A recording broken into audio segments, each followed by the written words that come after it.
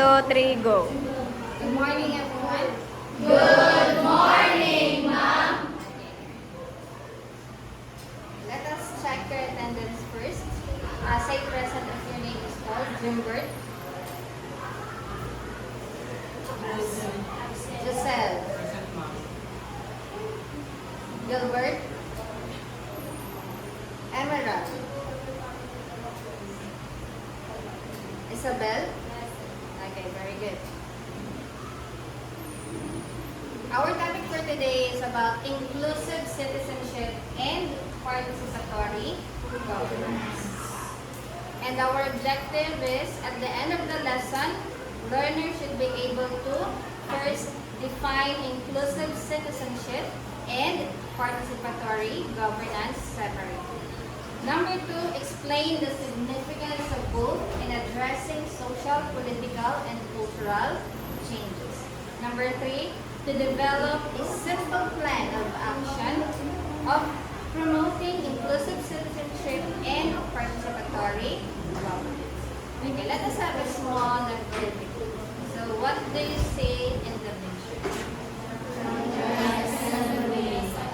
So, what do you think are they doing in the barangay assembly? Meeting.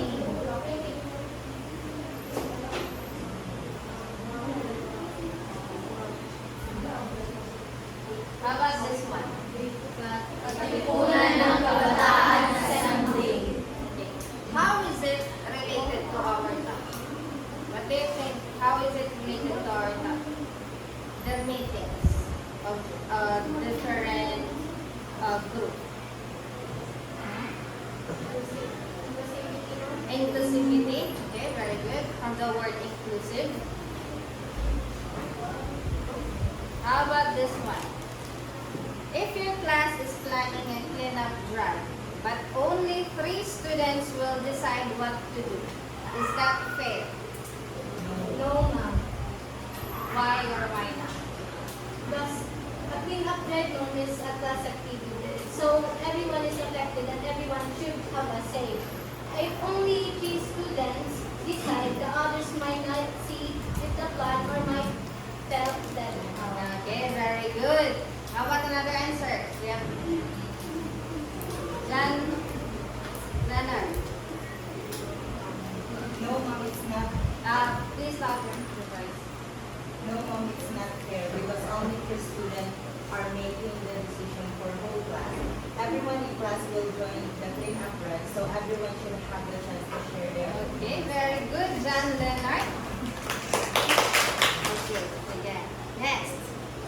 In a community, when everyone is included in decision making, it becomes inclusive citizenship. And when citizens work together with leaders to make those decisions, that's it. That's participatory governance. Okay?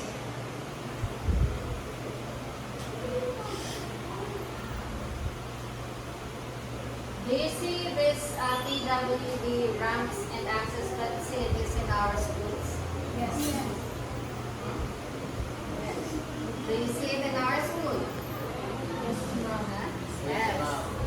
So our school practicing inclusive citizenship.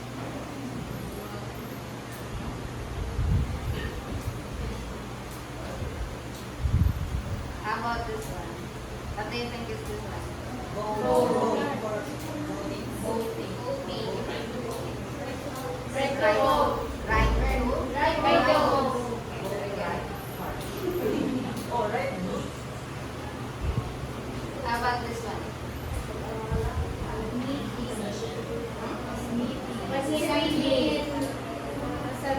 Participating in assembly. Okay, correct. How about this one? Pinapirangay.